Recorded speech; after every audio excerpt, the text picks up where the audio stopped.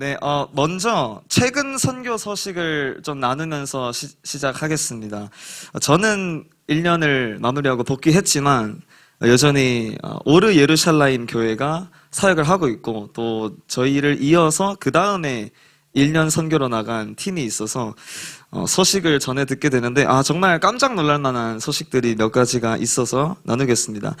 첫 번째는 하루라는 자매가 있는데 저희 팀이 만났었습니다. 이 자매는 세속 유대인입니다. 그래서 종교적이지 않고 율법도 잘 안 지키고 무슬림처럼 사는데 약간 다원주의적인 경향이 있었습니다. 그래서 예수는 좋은 사람이었다.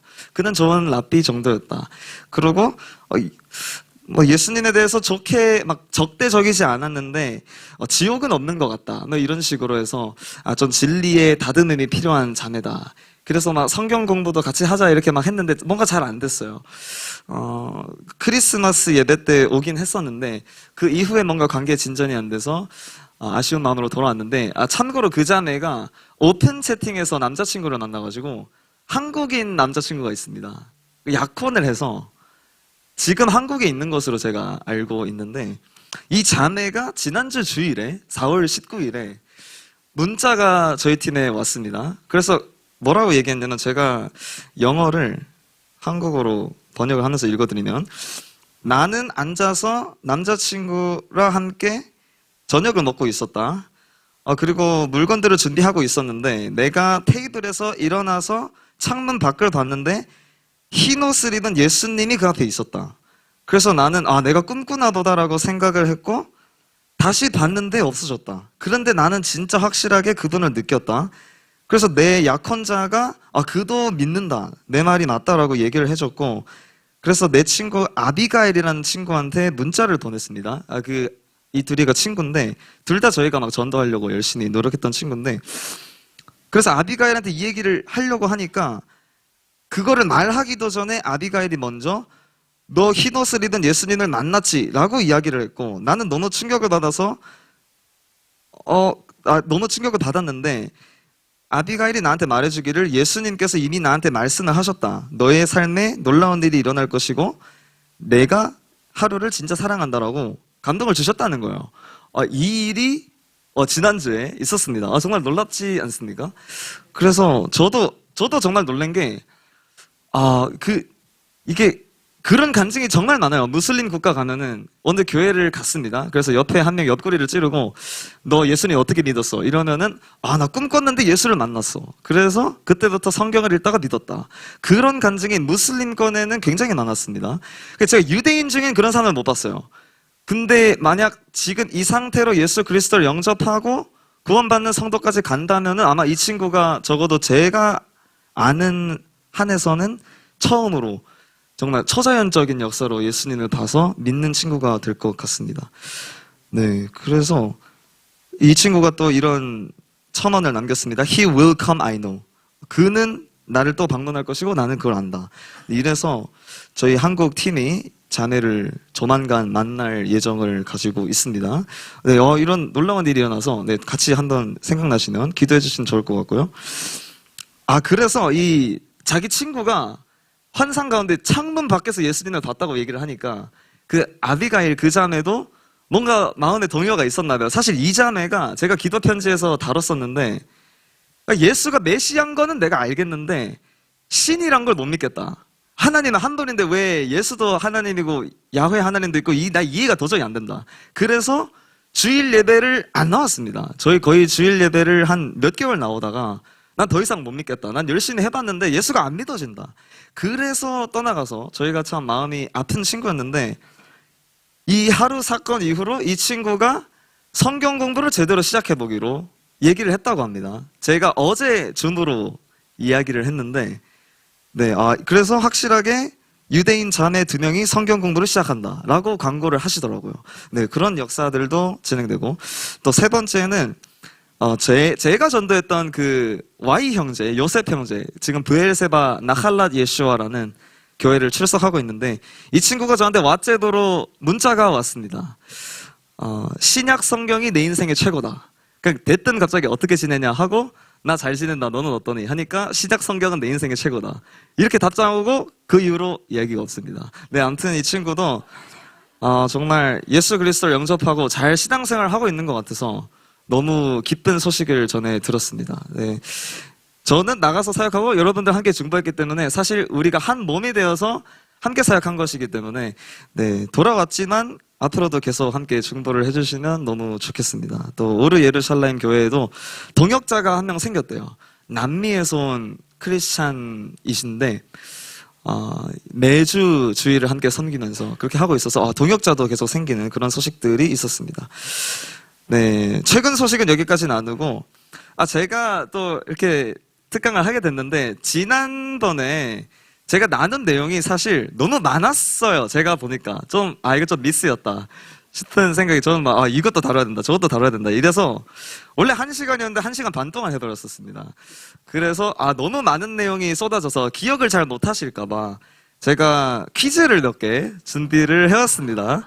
그래서 네, PPT를 띄워주시면 네, 퀴즈를 함께 풀어보면서 지난 내용을 점검해보면 좋겠습니다. 자, 로마에 의해 성전 파괴 이후 티투스 장군에게 예시바를 세울 수 있도록 간처한 후 랍비 유대교의 명맥을 유지한 공을 세운 랍비 이름은 무엇일까요? 아시는 분? 네, 정답입니다. 요하난 벤 자카이가 정답이었습니다. 유대교의 시작을 알린 인물이죠. 자신의 토라 강의에 모세가 참석하였음을 주장하며 모세보다 더 뛰어난 지식을 가졌음을 과시한 랍비 이름은 무엇이었을까요? 네, 너무 기억을 잘하시네요. 이거 처단부터 모른다 하면 어떡하나 이랬는데, 네, 아키바였습니다. 로마에 의해서 처형이 되는 분이시죠. 네, 쓰여진 토라는 입으로 전해진 토라를 통해서만 해석할 수 있다는 랍비 유대교가 가장 중요시하는 토라의 명칭은 힌트는 4글자입니다. 아닙니다. 입으로 전달된 토라다라는 뜻의 네, 구전 토라가 정답이었습니다. 네, 구전 토라를 통해 율법과 랍비 주석들의 집대성에 된 책 이름은 네, 탈무드. 좋습니다. 그래서 제가 그 얘기를 했었죠. 그 공항에서 공항 승무원이랑 유대인 청년의 대화. 너는 뭘 배우는 거야? 이러면은 탈무드를 배운다라고 답변을 한다. 그래서 우리는 구약 성경을 배운다가 아니라 탈무드가 더 큰 권위를 가지고 있는 것이죠.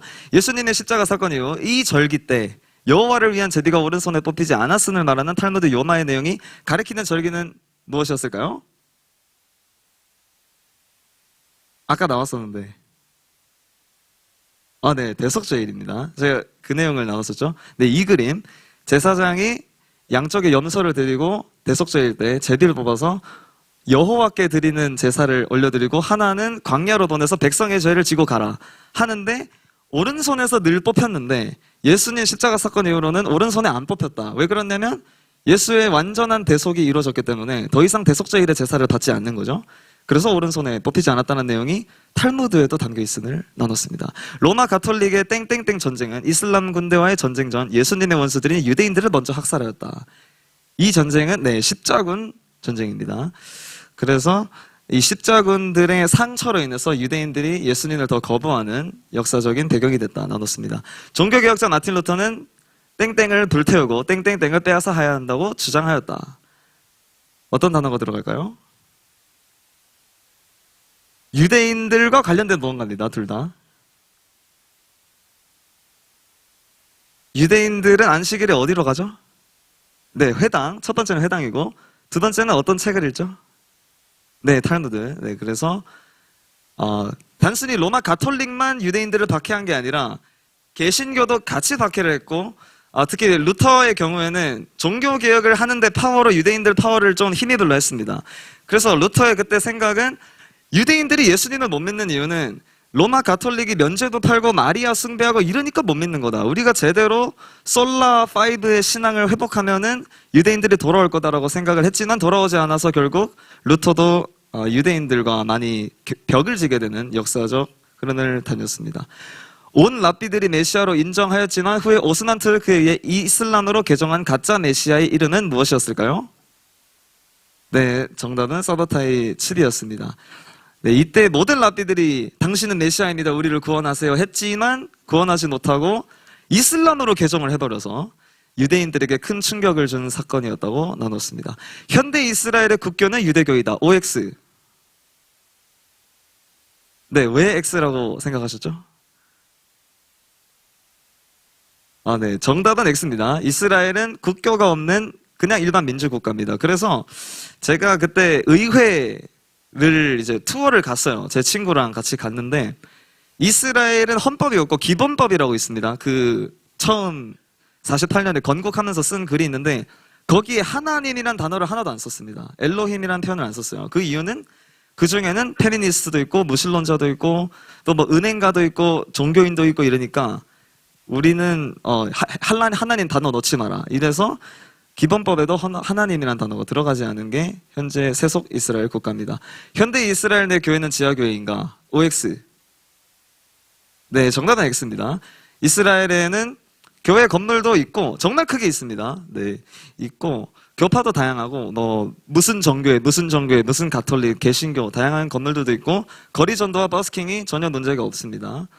다만 그건 문제가 돼요. 10대 그러니까 성인이 아닌 사람한테 전도하면 그건 불법입니다. 그래서 노방 전도팀이 이제 단기 선교팀이 가서 전도를 할 때마다 늘 그런 컴플레인이 있다고 합니다.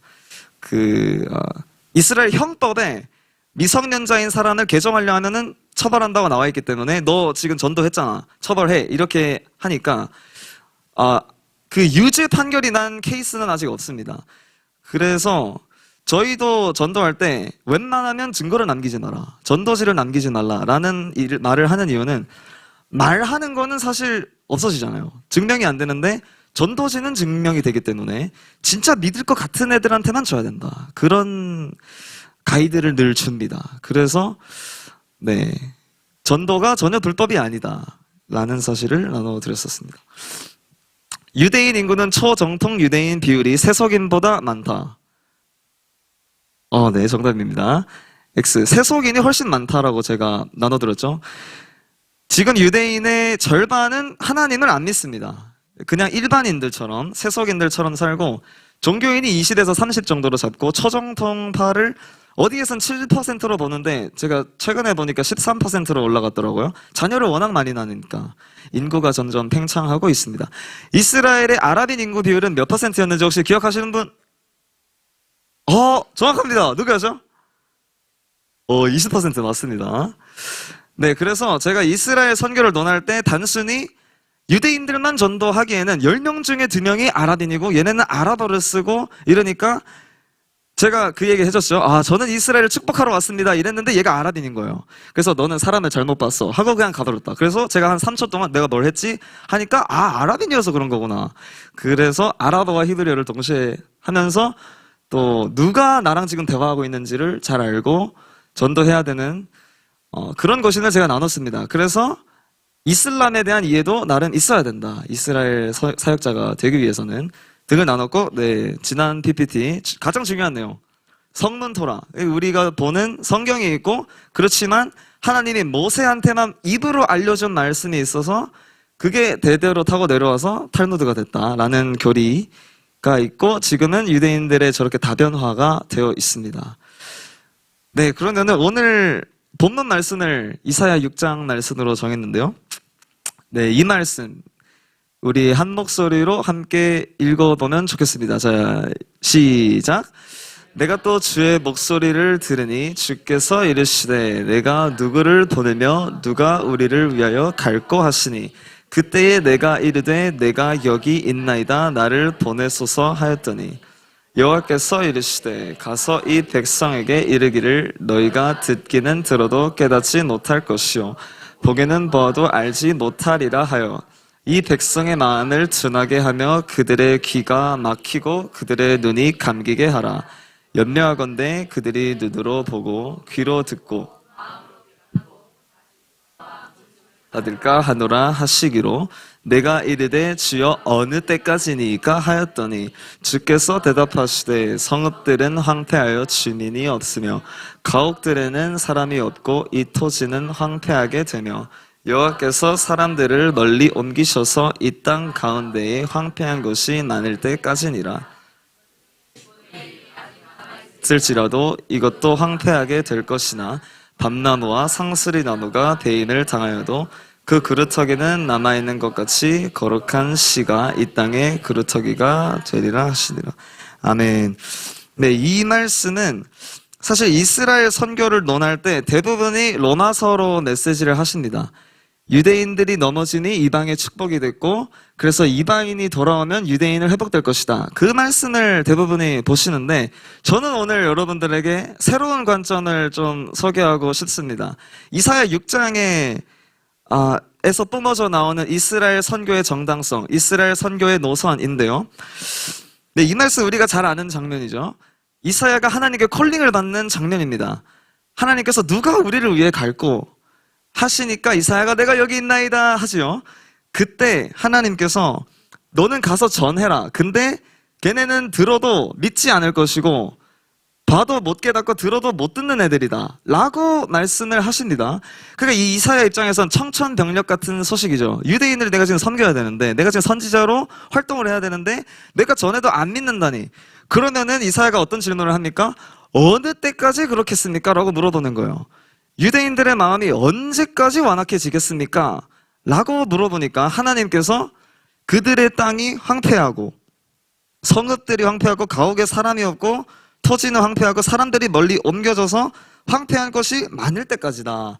그때까지 유대인들은 마음이 완악해질 것이다 라고 이야기를 했으면, 여기서 뭐를 깨달을 수 있냐면, 뒤집어서 그러면은 무너졌던 땅들이 이제 재건이 되고 황폐했던 땅에 사람들이 와서 살기 시작하고 이제 가옥이 세워지기 시작하면은 그때쯤에는 이스라엘의 닫힌 마음과 눈과 귀가 열리기 시작할 거라는 약속이 담겨있는 말씀인 겁니다. 그런데 우리가 알다시피 1948년에 이스라엘은 재건이 됐어요. 국가는 세워졌고 유대인들이 살 수 있는 나라가 생겼습니다. 그 전까지는 없었습니다. 그 전까지는 스페인에 갔다가 핍박받아서 쫓겨나고 포르투갈 갔다가 쫓겨나고, 이게 유대인들의 인생이었는데 독일에서 나치가 이 유대인들 때문에 이 독일 민족의 수준이 떨어진다, 이 유대인들을 없애야 된다, 그런 핍박을 당했지만 이제는 살 수 있는 나라가 생겼고, 지금 이스라엘에 한번 가보시면 황폐한 땅이 거의 없습니다. 그래서 실제로 역사적으로 이 예루살렘은 늘 황폐한 땅이었어요. 늘 전쟁이 있고 십자군이나 뭐 이슬람 제국이나 로마 제국이나 이런 전쟁들이 늘 있었고, 특히나 그 리빙스턴이라는 선교사님이 계십니다. 아프리카 선교사님이신데 그분이 이스라엘을 한번 방문했습니다. 그때 이 약속의 땅이 너무 황폐해서 내가 놀랐다, 이런 표현이 있습니다. 왜 그러냐?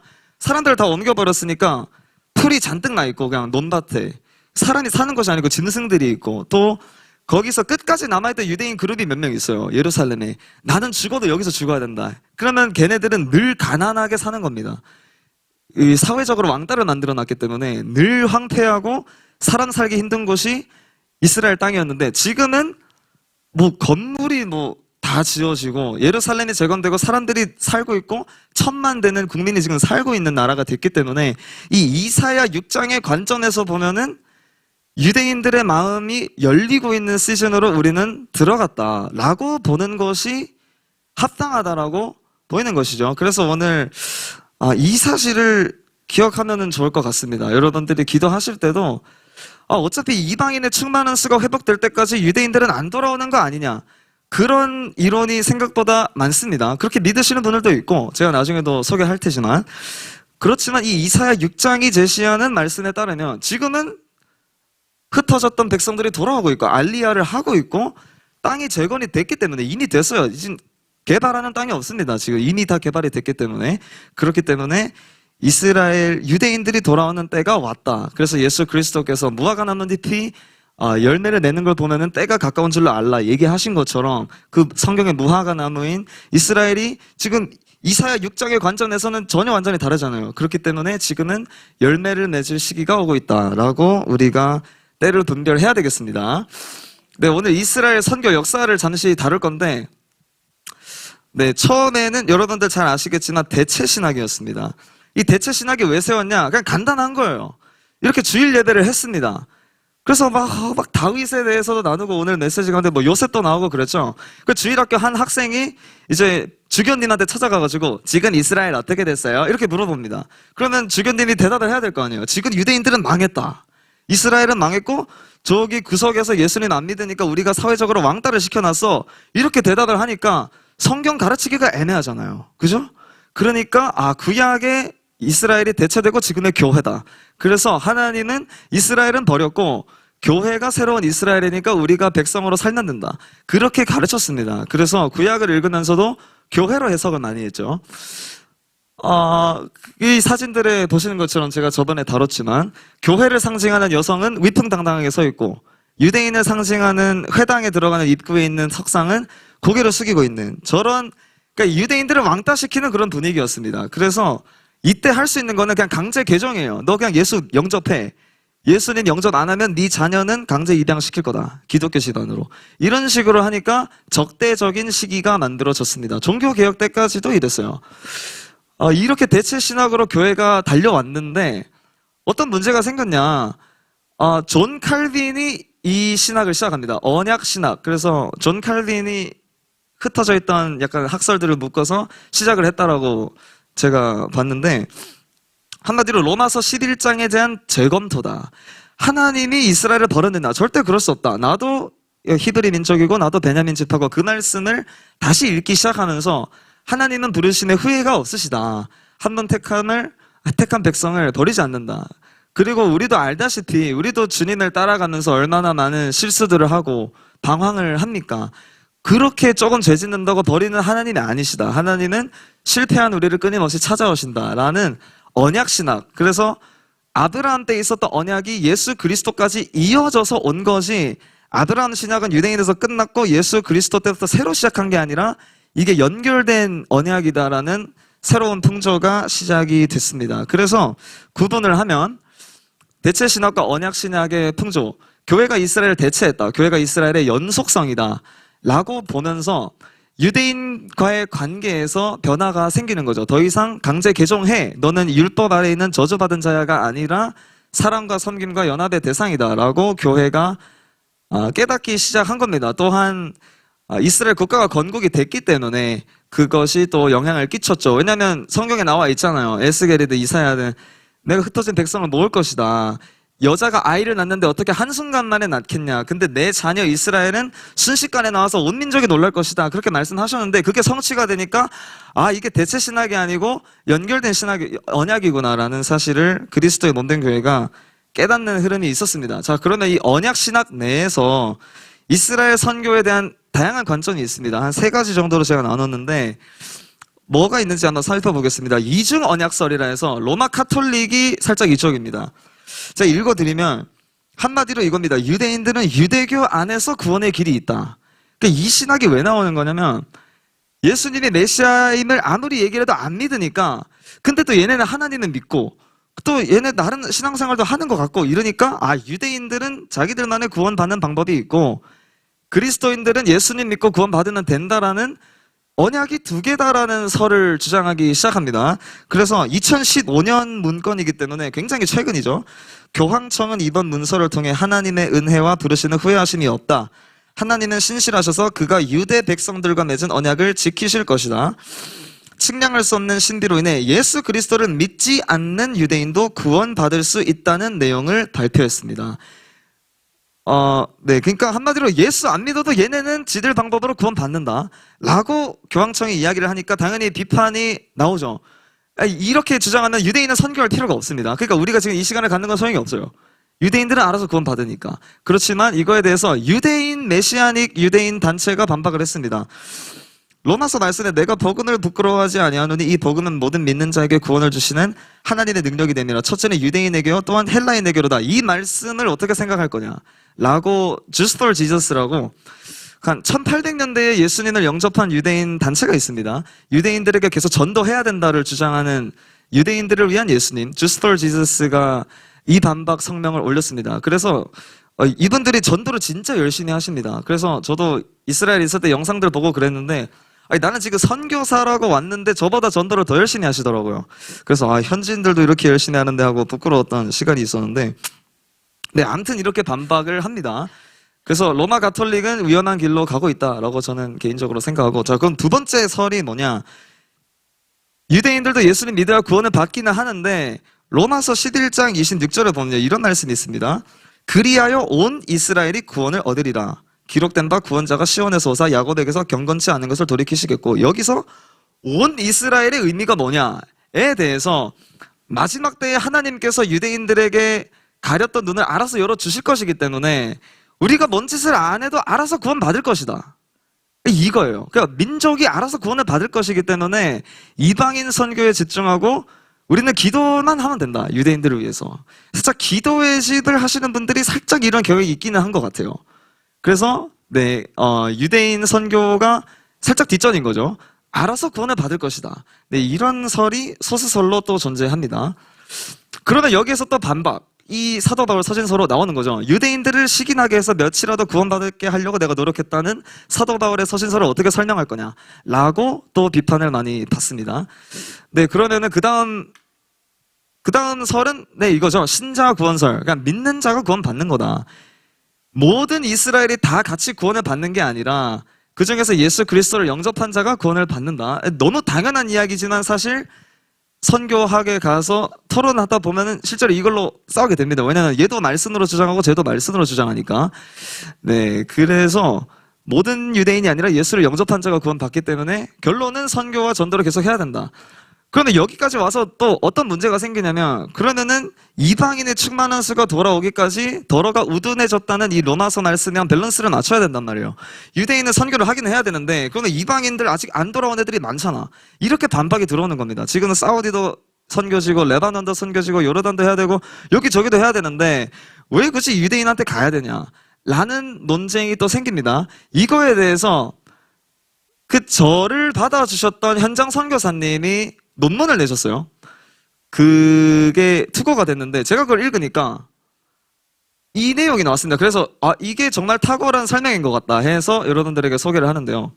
이게 아니네요. 설명했구나. 시친 분친 비유입니다. 한마디로. 이게 뭐냐면은 시친은 유대인 구원, 유대인의 복음화율이고 분친은 열방 구원의 복음화율인 겁니다. 그래서 그러니까 역사적으로 늘 예수를 영접하는 유대인들은 있었어요. 그렇죠? 늘 있었기 때문에 그러면은 이방인의 충만한 수가 돌아와야 유대인들이 돌아올 것이다라는 이게 설명이 안 되는 거예요. 사우디가 구원을 안 받았는데 왜 유대인들이 먼저 믿은 거야? 이게 설명이 안 되고, 대한민국이 아직 구원을 못 받았는데 왜 유대인이 먼저 믿었냐? 이것도 설명이 안 되기 때문에 시친과 분친인 거다. 시친이 돌아가면 분친도 같이 돌아가잖아요. 그래서 한마디로 이건 거죠. 유대인들이 조금 구원받았을 때 로마는 한 바퀴를 돌고, 로마 복음화가 한 바퀴를 돌고, 유대인들이 조금 더 구원받았을 때 영국이 한 바퀴를 돌고, 미국까지 구원을 유대인이 좀 더 구원받았을 때 미국이 한 바퀴를 돌고, 조선이 구원받았을 때 한 바퀴를 돌고, 그래서 사우디를 돌고 한 바퀴 돌고, 이래서 결국 예수 그리스도의 재림 타임라인으로 맞춰질 것이다. 제가 보니까 이게 제일 설명을 잘한 것 같아요. 네, 이거는 딱히 반박의 여지가 없는 것 같습니다. 그래서 구원받는 속도는 다르지만 유대인 선교와 이방인 선교는 같이 진행이 되어왔고 앞으로도 그럴 거다. 그러니까 이방인 먼저 선교해야지 유대인 왜 해? 하면은 이걸로 디펜스가 되고, 네, 그 유대인은 구원 전도 안 해도 돼서도 이걸로 디펜스를 하는 가장 탁월한 이론이 이건 것 같다라는 생각이 듭니다. 네, 그래서 저 오늘 논의는 이 시친과 분친설로 여러분들이 이해를 하시면 좋겠다. 네, 그리고 그 시친의 가장 큰 하이라이트는 이사야 6장에 나오는 것처럼 언제까지 눈이 감길 거냐 했을 때 그들이 돌아오고 나면 눈이 열릴 거다 했을 때 지금이 돌아오는 때다. 그래서 지금은 이스라엘 선교에 대해서 진지하게 기도를 해야 될 때다라고 말씀을 드리겠습니다. 네, 그러면은 유대교와 예수론, 유대교와 메시아론에 대해서도 제가 다루겠습니다. 어쨌든 예수 그리스도를 영접해야 얘네들이 구원을 받는 거니까 어떤 사상적인 흐름을 가졌는가 다루겠습니다. 일단은 유대교가 설명하는 예수님은 누구냐? 배설물 속에서 태워지고 있는 존재다 라고 가르칩니다. 제가 바벨론 탈무드 기틴 57A장에 나오는 내용을 읽어드리도록 하겠습니다. 온켈로스라는 강령술사가 갑자기 등장합니다. 이 유대교랑 강령술이랑 뭔 상관인지는 모르겠는데 아마 그 사울과 사무엘 그 장면을 떠올리는 것 같습니다. 이 온켈로스라는 강령술사가 한 번은 지옥에서 사람을 한 명 불러댑니다. 티투스 장군 불러들여서 너는 지옥에서 어떤 형벌을 받아? 이러니까 제가 예루살렘 성벽을 파괴했는데 제가 그 죄를 늘 줍고 저도 몸이 태워지고 있습니다 라고 대답을 해요. 자, 그리고 보내고 두 번째로 예수님을 불러드립니다. 너는 지옥에서 어떤 처형을 받고 있어? 이렇게 물어보니까 네, 이 질문을 먼저 하네요. 저 세상에서 누가 제일 중요한 존재냐? 라고 예수님한테 물어보니까 예수가 대답했다. 이스라엘이 제일 중요하다. 라고 대답하더라고. 그들을 개종시키는 것은 어떠한가? 라고 물어보니까 그들의 복을 구하고 그들의 해를 구하지 말라. 누구든지 이스라엘을 건드리는 자는 자신의 눈동자를 건드리는 것과 같다. 그 당시에 가톨릭 vs 유대인의 구도가 잘 느껴지죠. 온켈로스가 당신이 처한 형벌은 무엇인가? 끓는 배설물 속에 있다 라고 대답을 합니다. 그리고 마지막에 설명. 이는 현자 랍비들의 말을 조롱하는 자는 끓는 배설물로 심판받는다는 가르침에 따른 것이다. 그래서 이 유대교가 바라보는 일단 예수와 이 예수는 신명기 말씀에 나오는 미혹자다라고 저한테 설명을 누가 해줬어요. 제가 전도를 하니까 그 테라비브 그 호숫가에 앉아 있었는데 그분이 예수는 가짜 선지자였어. 그 신명기에 그게 나온다. 그게 내용이 뭐냐? 이러니까 신명기에 그 내용이 있습니다. 어떤 선지자가 와서 예언을 했는데 다 맞았어. 그러고 야훼를 버리고 저쪽 신을 믿자라고 하면은 하나님께서 이스라엘의 믿음을 시험하기 위해 보낸 자니까 그를 따라가지 말라. 하나님이 그 가짜 선지자로 너희들 믿음을 시험하는 거다라는 그 말씀이 있죠. 다 아시리라 생각이 듭니다. 그러니까 예수가 그 가짜 선지자라고 보는 것이죠. 또한 예수님이 막 병을 많이 치유하고 귀신을 쫓아내는 내용이 있으니까 그때나 똑같습니다. 바알세불의 능력으로 한 거다. 이집트에서 마술을 배워와서 예수가 기적을 행했던 거다 라고 설명을 하고요. 랍비를 거부한 실패한 제자다 라고 보는 것이 탈무드가 바라보는 예수론이다. 근데 두 번째는 제가 그때도 얘기했지만 예슈아라고 부르지 않고 구원자, 여호와가 우리의 구원이다. 그 예슈아가 아니라 예슈라고 부르는데 아인 글자를 빼버립니다. 그 이유가 이시카 셴 셜로의 줄임말로 잊혀지게 하라 그의 이름을 의 줄임말인 거죠. 그러니까 유대인들은 예수의 이름은 잊혀져 버려야 되는 이름인 것이죠. 그래서 그 한국인 선교사들이랑 유대인 현지인들이 싸울 때 보면은 한국인은 계속 예슈아라 말하고 아니 예슈 이래서 싸우는 경우가 가끔씩 있습니다. 저희 선교사님도 그것 때문에 싸웠대요. 히브리 대에서 수업을 듣는데 그 교수님이 예슈라고 해서 본명은 본명대로 돌려야지 예슈아라고 강의하시라고 그렇게 얘기해서 싸웠다는 일화도 제가 들은 적이 있는데 여러분 이것도 사실 굉장히 예언적인 이름입니다. 그의 이름 잊혀지게 하라라는 그 이름이 왜 예언적이냐? 시편 118편 22절에 보면요. 건축자가 버린 돌이 모퉁이의 머릿돌이 됐다. 그 말씀이죠. 이게 그 관련된 이야기가 뭐냐면 그 전승이라고 아시죠? 전해져 내려온 이야기들. 그 솔로몬 시대 때 전승 중에 어떤 내용이 있냐면 그 건축자들이 성전을 건설하고 있잖아요. 그 돌을 놓고 이제 건설을 하는데 도대체 왜 존재하는지 모르겠는 바위가 하나 있었다는 거예요. 이 모양이 너무 이상하다. 얘는 건축 때 쓸 수가 없다 해서 치워놔라해서 어디 치워놨대요. 어디 구석에다가. 그러고 공사를 계속 진행했는데 마지막 모퉁이돌 하나가 없었다는 거예요. 머릿돌 하나가 없어서 이 남는 모양이 너무 이상해서 아무 돌도 들어가지 않아서 어떡하지 하고 있는데 그 돌이 생각이 나서 창고에 있던 걸 꺼내서 넣어보니까 진짜 한치의 오차도 없이 탁 들어갔다. 그 내용이 미드라시라는 책에 나옵니다. 이 미드라시가 그 설화들을 정리한 책들인데 그 내용이 담겨 있습니다. 그래서 메시아닉 유대인 중에서는 예슈아가 이렇게 되지 않겠느냐. 예슈아가 처음에 왔을 때 유대인들이 얘는 쓸모없는 돌이야 해서 그의 이름이 잊혀지게 했는데 마지막 때에 가서 세상의 완성 때에 갔을 때 결국 예슈아가 유대교의 완성이다라고 깨닫게 되지 않겠는가라는 해석이 있습니다. 저도 그게 탁월한 설명이지 않나라고 생각을 해봅니다. 자, 그러면 유대교는 예수님에 대해서 이렇게 설명을 하는데 그럼 메시아로는 뭐냐? 자, 오늘 이 시간에 중요한 내용 두 가지를 나누겠습니다. 일단 메시아는 윤회하는 존재다라는 설이 있습니다. 이게 불교 철학도 아니고 윤회가 갑자기 왜 나오냐? 저도 어이가 없었는데 어쨌든 유대교가 그 지경까지 간 거예요. 지금 2000년 동안 메시아가 안 나타나니까 설명을 해야 될 거 아니에요. 누군가는. 왜냐하면은 그 다니엘에서 타임라인을 보나 베들레헴에서 태어나야 된다 이런 말씀들을 보나 메시아가 올 확률이 없어요. 그래서 제가 한 번은 유대인 놀리면서 그 얘기를 했습니다. 야, 메시아가 태어나면 베들레헴에 나야 되잖아. 베들레헴 지금 팔레스타인 땅이잖아. 그러면은 아랍인이 너의 구원자겠네? 제가 이렇게 개그를 쳤더니 그게 아니야. 메시아는 윤회하는 존재여서 한때 베들레헴에서 태어났겠지만 그 다음에 태어날 땐 다른 데서 태어나도 된다라고 이야기를 해서 그게 뭔 헛소리냐라고 물어보니까 그 친구가 저거를 보여줬습니다. 그 유대교 카발라 문헌 조하르와 이삭 루리아의 길룰림이라는 책이 있는데 한마디로 메시아는 모든 세대에 존재한다는 거예요. AD 0년에 메시아가 있고 AD 한 70년에 메시아가 있고 AD 100년에 메시아가 있고 매 시대마다 메시아가 있는데 그 세대가 구원받기 합당하면 그때 메시아가 이스라엘을 구원해주는 거고 그렇지 않으면은 메시아는 그냥 자연사하고 죽어서 다시 태어난다. 다른 새로운 몸으로 태어나서 구원할까 말까 쳐다본다. 그 내용입니다. 자, 내용을 좀 보면 메시아의 영혼은 에덴의 동산이라 불리는 곳에 머물다가 세대가 자격을 갖출 때마다 지상으로 내려와 의인의 몸에 거한다 라고 설명을 하고요. 또 길룰림이라는 책에 보면은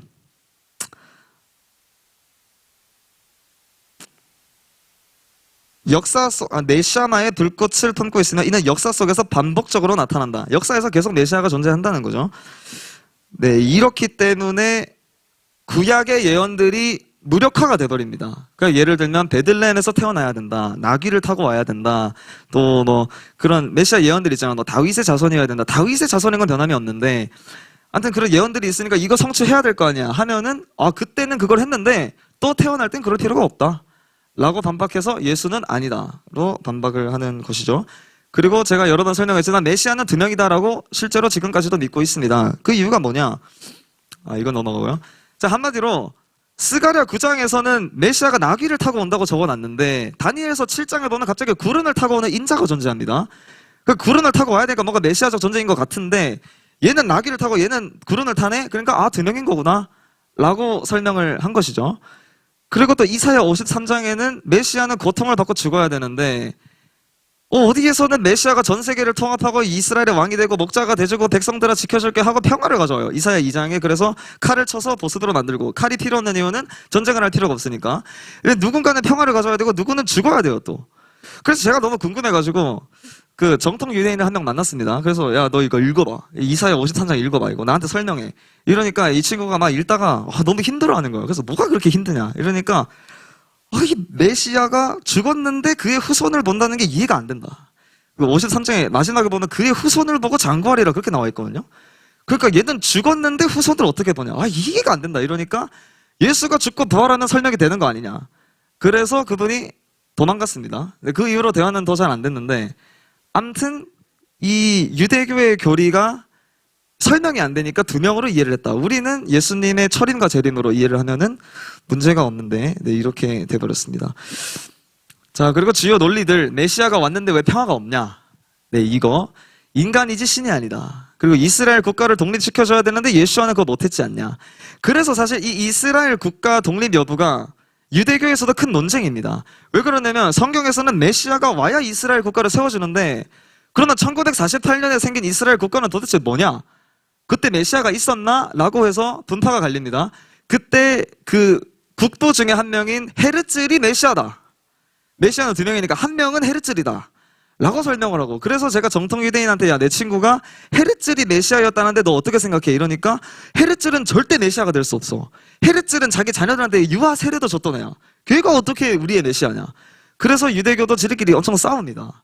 아무튼 간에 그래서 지금 현대 이스라엘은 메시아가 세워진 국가가 아니기 때문에 알리야를 하면 안 된다라고 생각하는 유대인 집단이 미국에 꽤나 있습니다.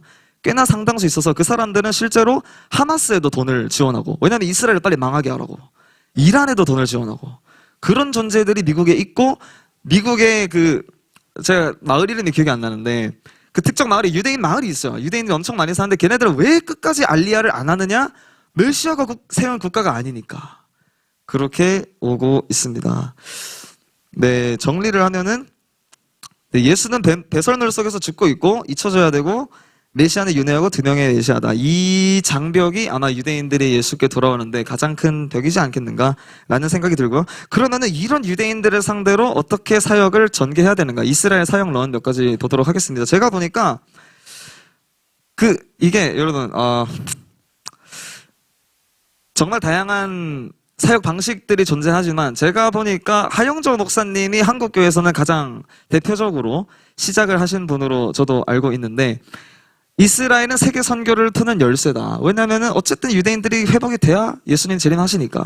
그거를 붙잡으시고 80년대부터 키비라는 단체를 세웠는데 일정하셔서 네, 이스라엘 사역을 아주 오랜 기간 동안 한국 교회에서 보면은 꽤나 초창기에 시작을 하셨고 책도 내셨습니다. 이스라엘을 위해 왜 기도해야 되는가. 그리고 집회도 여셔서 메시아닉 유대인들을 초대해서 저렇게 집회도 하셨던 분인데 그 홈페이지에 들어가서 저도 좀 자료를 조사해봤는데 굉장히 아름다운 문구들이 있었습니다. 그래서 제 생각에는 우리 LCC가 딱 이 정도로 가져가는 어떨까 하는 생각이 들어서 소개하는데요. 자, 1번부터 제가 읽겠습니다. 핵심 비전은 이스라엘의 구원이다. 네, 맞죠? 이중 언약설이 아니고 유대인은 전도 안 해도 구원받는다가 아니라 구원해야 된다. 그런 존재. 그리고 팔레스타인과 아랍 영혼들을 함께 품고 기도한다. 여기서 꽤나 갈립니다. 그래서 제가 한동대에서 한번 강의를 듣다가 교수님이 그러시더라고요. 제가 이스라엘 선교사 한번 만나봤는데 팔레스타인 욕을 그렇게 하더라고요. 제가 팔레스타인 선교사 만났더니 유대인들 욕만 하답니다. 그래서 이게 선교사들끼리도 당연히 싸울 수는 있겠죠. 나는 지금 팔레스타인 애들을 전도하고 있고 나는 지금 유대인을 전도하고 있으면은 네, 미워할 수는 있는데 아무튼 이거를 동시에 해야 된다. 팔레스타인도 구원받아야 되고 유대인도 구원받아야 된다. 그거를 품고 기도하고 구약 율법주의로 회귀하려는 흐름에 단호히 반대한다. 이 문장이 왜 들어가냐면 실제로 한국의 한 사역자가 이스라엘에 살고 계십니다. 그분은 키파를 늘 쓰고 다니신대요. 그리고 안식일도 막 지키고 안식일 다 지켜야 돼. 모든 그리스도인들 막 그러시고 그래서 이 유대교로 돌아가자는 거냐 그런 좀 갈등이 있었던 것 같아요. 그래서 어쨌든 예수 그리스도의 십자가 이후로 율법에서 우린 자유를 얻었기 때문에 우리 안식일을 지키다 마느냐로 구원받는 건 아니잖아요. 그런 의미에서 회개하는 흐름에는 반대한다. 그리고 아는 유튜버 중에 한 명이 한국 교회에 한 청년이 있습니다. 그분이 저도 듣기만 해서 유튜브를 보진 않는데 그분이 유튜브 채널을 하셔요. 유대교에 대한. 그분이 왜 유대교인이 되셨냐면 단기 선교로 이스라엘에 갔다가 유대인과 만나서 대화하면서 유대교가 진리구나 해서 개종을 하신 케이스가 있습니다. 그래서 이게 왜 그런가 저는 사실 공감이 돼요. 저도 이스라엘에서 입국하기 전에 마지막으로 만났던 친구가 영국의 기독교 집안에서 태어났다가 지금 유대인이 된 친구를 마지막으로 만났는데 저한테도 너도 유대교인이 될 생각 없냐 막 그래서 도망치듯이 나왔는데 이 왜 유대교에 빠지냐면은 이 율법을 지키는데 생각보다 인생이 괜찮아져요. 그러니까 라이프 사이클이 생겨요. 막 안식일을 지키니까 나 아무것도 안 해. 핸드폰을 끄고 그냥 막 놀고. 그래서 또 유대교는 기도문이 늘 있습니다. 그래서 제가 저번에 말했는지 모르겠는데 스파게티 먹을 때 하는 기도문이랑 빵 먹을 때 하는 기도문이 다릅니다. 그래서 사실 개신교는 뭔가 좀 어려워요. 왜냐면은 네가 하나님께 직접 다가가야 돼. 하나님과 만나야 돼. 그래서 기도실에 갔는데 기도 뭐 해야 되지? 이러고 있는 경우가 가끔씩 있잖아요. 근데 유대교는 심플한 거예요. 기도실 들어가면 기도문을 읽으면 돼 그냥. 또 기도문 엄청 길어요. 또 막 왔다 갔다를 해요. 막 심지어는 2월달 넷째 주에 걸리는 토요일에 외우는 기도문이 또 따로 있습니다. 그래서 얘네들은 인생이 심플한 거예요. 기도문을 외우는데 그냥 하라는 대로 하면 돼. 근데 개신교는 뭔가 어려워. 막 기도를 막 내가 써야 돼. 그러니까 이 심플한 인생을 사는 게 좋은 사람들은 율법주의로 회귀하는 흐름이 있다. 그래서 우리는 그걸 반대한다라고 적어놨고요. 유대인 영적 사대주의를 경계한다. 저는 그런 분 잘 못 만나긴 했는데 유대인이 짱이야 하는 약간 그런 게 있나 봅니다. 사역 하시는 분들 중에서도. 그리고 이거 제가 직접 경험한 건 아닌데 한인교회가 있습니다. 예루살렘에. 그분이 저희 선교사님한테 얘기해주고 그분이 저한테 얘기를 해주셨는데 이 유대인 교회를 섬기는 게 너무 힘들다. 자기는 너무 교만하고 이방인들을 깔보는 게 막 느껴진다. 이래서 한국인 사역자님이 저 힘들다. 그런 얘기를 했다고 하더라고요. 그래서 우리는 유대인 사대주의는 하지 않는다. 저는 오히려 어떤 케이스를 봤냐면 제가 그때도 얘기했지만 아랍인 친구를 데리고 유대인 현지 교회를 간 거예요. 그래서 제가 아랍인 친구 데려와도 되는지 모르겠습니다. 이러니까 현지 그리스도인분이 유대인이나 아랍인이랑 똑같아 이러면서 괜찮아. 그래서 그런 귀한 분들도 있지만 아닌 분들도 있기는 한 것 같습니다. 네, 그래서 우리는 영적 사대주의는 하지 않는다. 그래서 막 유대인이 특별해 보이고 막 그렇지 않습니다. 사실 걔네도 인간들이고 네, 그분들도 죄성이 그대로고 그렇기 때문에 이방인이나 유대인이나 하나님은 차별이 없으시다. 그거를 기억하면 좋겠고요. 왜냐하면 이스라엘 사역을 하다 보면 하나님이 이스라엘만 편애한다라는 그런 생각에 잠시 사로잡힐 때가 있어요. 저도 그럴 때가 있어가지고 나는 유대인이 아닌데 하나님이 덜 사랑하시나? 그랬던 적이 있는데 그렇지 않다는 걸 기억을 하면 좋겠고요. 네, 이스라엘 선교에 대한 올바른 성경적 관점을 지향한다. 네, 그렇게 나와 있습니다. 네, 그러면은 이스라엘 사역 관련돼서 여러 가지 노선들이 있는 것 같은데 제가 한 3가지 정도로 정리를 해봤습니다. 이 내용을 다루는 게 기도하시는 데 도움이 되면 좋겠습니다. 네, 일단은 첫 번째 노선은 그냥 일단 선교지 가서 복음을 전파해야 된다. 그런 프론티어라고 부르죠. 프론티어가 전방이라는 뜻이니까 전방에 가서 일단 전해야 된다 라는 생각을 가시는데 인터콥이랑 그 파생단체들이 그런 특징을 가십니다. 일단 여기 만약에 안 들어가서는 제가 모르는 거예요. 제가 모르는 단체들까지 다 정리를 할 수는 없기 때문에 그리고 인터콥 얘기 나와서 혹시나 오해하실까봐 제가 정리를 좀 해드리면 인터콥을 장로교 합신해서 이단 정죄를 했죠. 그 약간 땅 밟기 기도한다 이래가지고 이단 정죄를 했는데 그래서 사실 한동대에서도 제 그 인터콥이 약간 좀 왕따 당하는 그런 분위기가 있어요. 그래서 야 너네는 왜 동아리 이름이 인터컵으로 안 해? 이렇게 물어보니까 못 쓰게 한다고 하더라고요. 한동대 교목실에 항의 전화가 너무 많이 들어가가지고 왜 저 인터컵 2단들이 한동대에서 활동을 하냐 이래서 동아리 이름을 인터컵으로 못 하는 거예요. 그래서 나 이름이 다른 거야. 내용은 인터컵이야. 그래서 참 니네도 애쓴다 그러고 나왔는데 저도 한동대에 있을 때는 인터컵을 좀 경계했어요. 어쨌든 한국교회에서 그렇게 결정을 했기 때문에 좀 괜히 안 친하게 지내려고 하고 나는 다른 단체다 이런 거를 좀 하려고 했었는데 제가 이스라엘 갔을 때 제 옆자리에서 히브리어 공부하는 애들이 인터컵 애들이었어요. 같은 수업 시간으로 된 거예요. 그래서 이제 저도 이제 지침을 받았죠. 최대한 대화하지 않습니다. 정보 주지 않습니다. 하지 않고 나옵니다.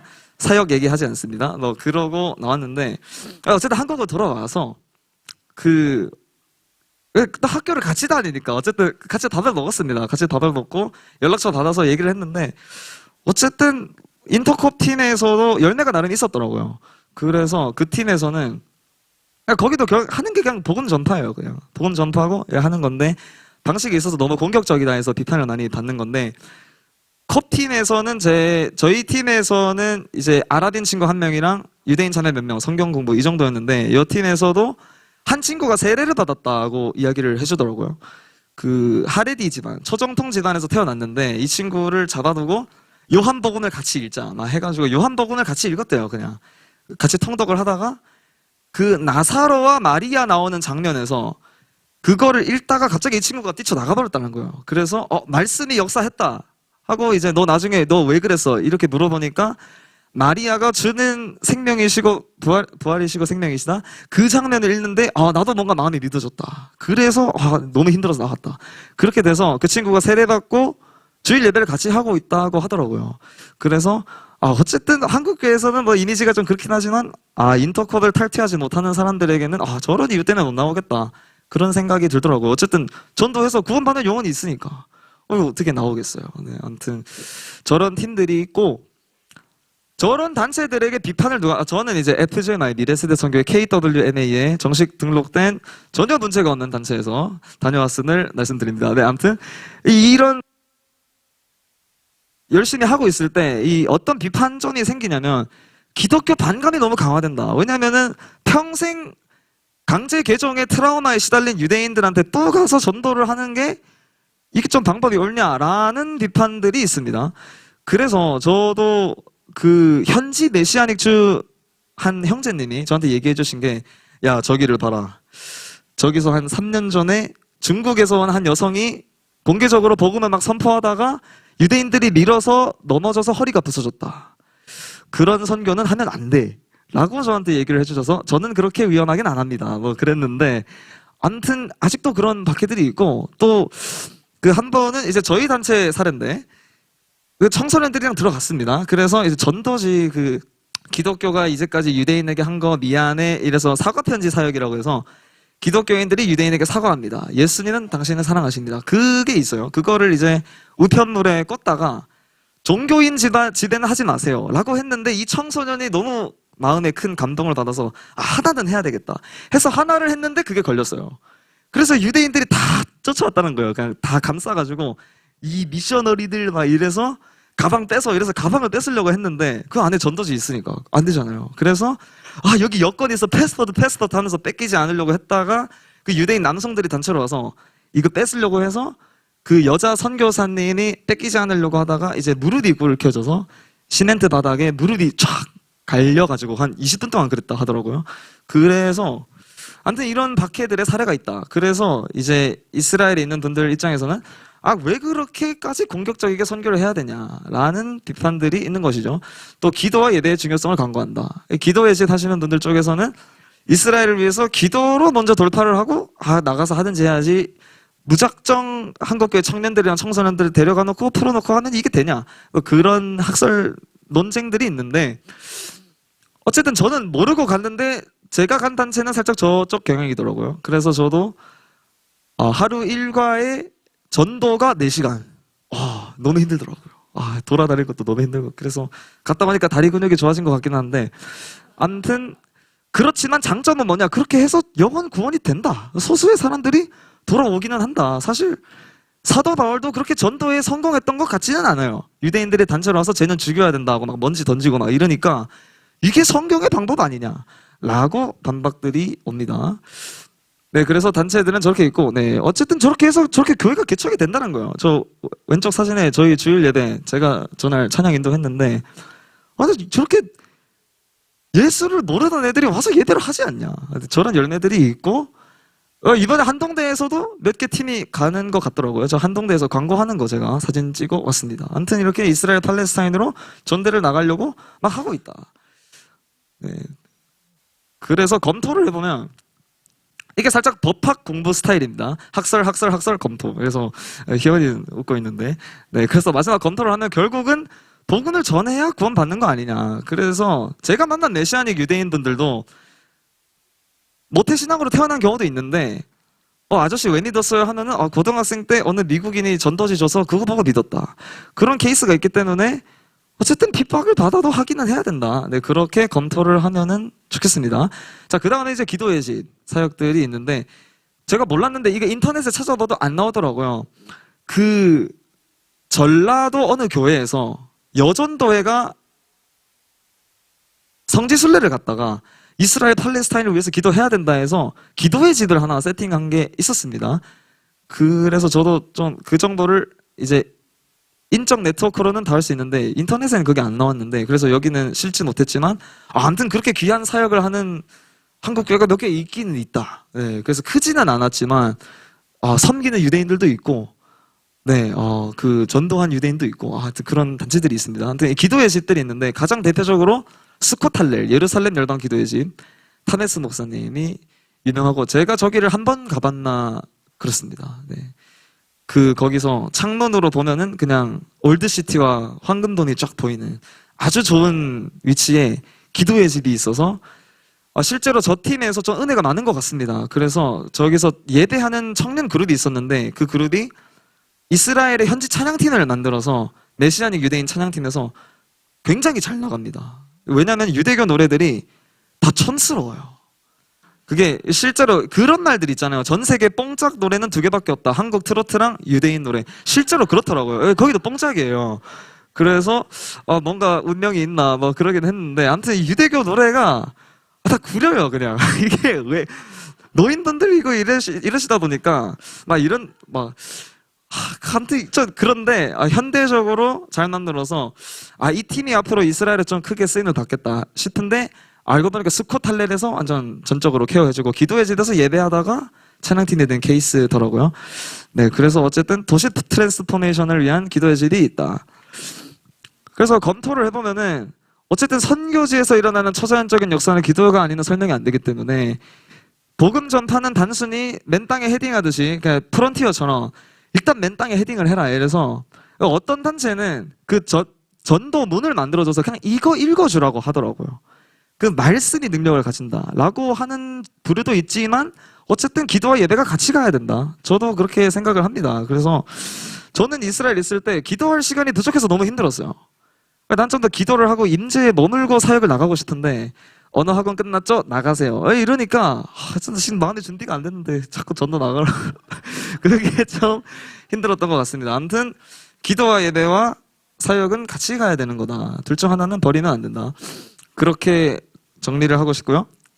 마지막은 알리야 사역이 또 한국 교회가 정말 열심히 하고 있죠. 알리야 아시죠? 알리야는 유대인들이 이제 돌아가는 거, 다시 이민 가는 걸 알리야라고 부르는데, 어쨌든 이거를 하는, 저도 옛날에 후원금을 많이 보내고 했지만 어떤 사명감이 있어요. 이 사역에 참여하는 사람들은 약간 구약의 성취에 내가 하나가 됐다, 일부가 됐다.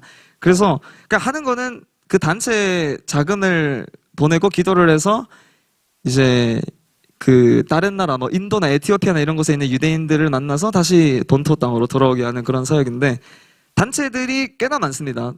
여기가 더 많이 쓰인 이유는 제가 이런 걸 좀 더 많이 봤어서, 저도 사실 알리야 사역 통해서 이스라엘에 대한 마음을 처음 품었는데, 최근에도 인도에서 가셨더라고요. 네, 정리하면 이렇게 정말 많은 단체가 하고 있고, 제가 봤는데 PPT에 있나 네, 보니까 역대 한국 교회에서 보낸 후원금이 100억이 넘더라고요.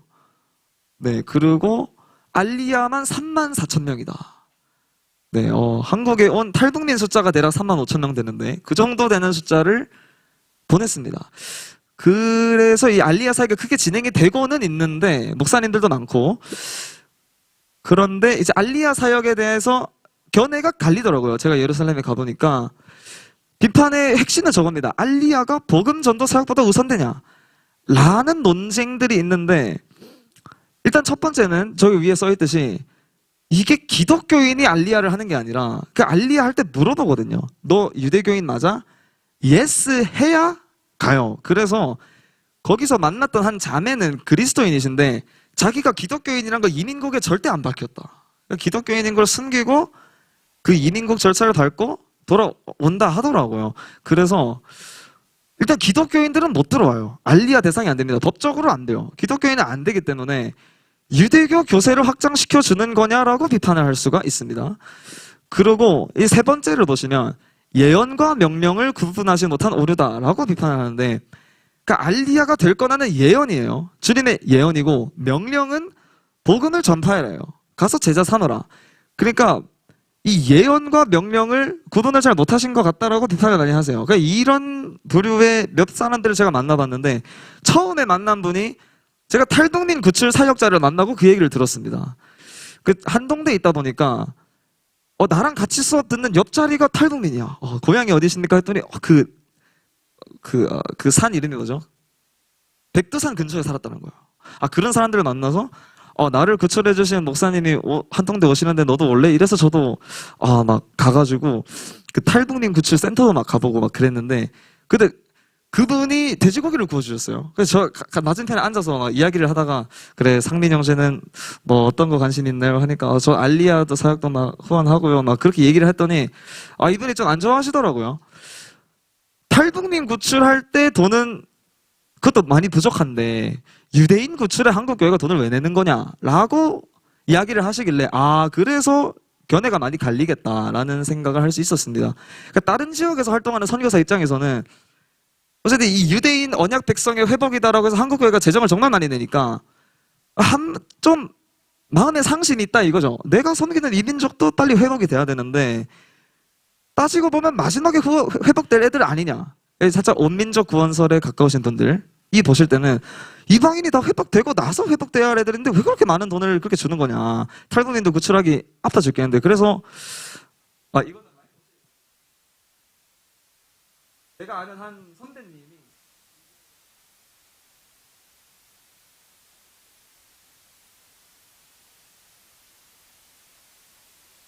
그런 쪽에서 활동하시는 분들을 볼 때는 알리야를 위해 이렇게 많은 돈을 내야 되냐라고 비판이 생기고, 이스라엘 선교사 내부에서도 좀 견해가 갈리는 것 같아요. 저는 이제 자랑스럽게 알리야를 위해서 열심히 기도합니다 이러니까 상민 형제 그들이 예수님 믿게 해달라고 기도를 하셔야죠. 이렇게 얘기를 하시길래 그게 맞구나. 근데 저도 그런 시기가 있었습니다. 그래서 이스라엘 계신 분들 중에서도 전도가 먼저냐, 알리야가 먼저냐. 이걸로 좀 견해가 갈리는 것 같다는 생각이 들고요. 그리고 이건 굉장히 최근에 나온 내용인데, 그 알리야 논쟁으로 한판 붙었습니다. 그 서른수 목사님이랑 이렇게 좀 논쟁이 있었던 것 같은데, 일단 서른수 목사님 쪽에서는 딱히 반박을 안 하시는 것 같아요. 왜냐하면 반박을 하면 더 논란이 커지니까. 그래서 가만히 있는 것 같은데, 한마디로 이 인도 선교사님, 참고로 이분을 제가 또 한동대에서 만났어요.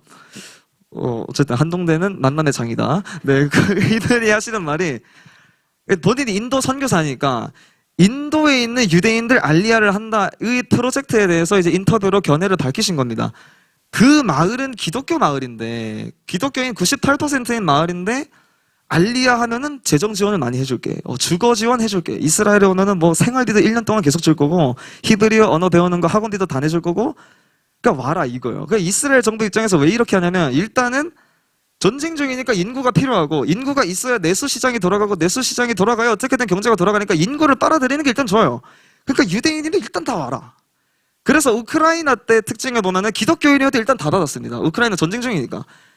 그때는 기독교인으로 다 받았는데, 아무튼 인구가 필요하니까 일단 이스라엘 정부는 빨아들여요. 그러고 뭐 주거라든지 생활비를 줘도 괜찮아요.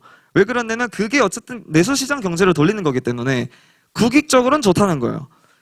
그래서 저도 제가 다닌 히브리어 학원이 정부랑 연계되는 학원이어서 알리야 하신 분들이 많이 옵니다. 그분들한테 한 달에 얼마 받으시냐 여기 질문을 했었는데, 꽤나 오랜 기간 동안 일단 제가 먹는 것보다는 훨씬 좋은 수준으로 드시더라고요. 네, 아무튼 그 정도로 받으니까 가난한 그리스도인들 입장에서는 한때 우리 피에 유대인 피가 있대 이러면은 혹해서 유대인으로 개종해서 이스라엘로 가서 제2의 삶을 꿈꾸는, 이게 가능하다는 거예요. 그래서 이 사진을 보시면, 이 사진 밑에 설명이 뭐라 나왔냐, 인도 한 교회에서 제발 우리 마을 사람들 알리야 안 하게 해달라고 기도를 하고 있다는 거예요. 왜 그러냐면 믿음을 버리고 알리야하는 사람들이 생기기 때문에. 그래서 이 한국 교회는 뭐를 위해 재정을 내는 거냐라고 비판을 최근에 이게 나왔습니다. 그래서 소수설이긴 하지만 아직 그래도 이스라엘 위해서 기도할 때 알아야 할 필요가 있다라는 생각으로 소개를 하는데요. 그러니까 검토를 하면 뭐냐, 이 알리야 사역에 기여하는 게 분명히 있습니다.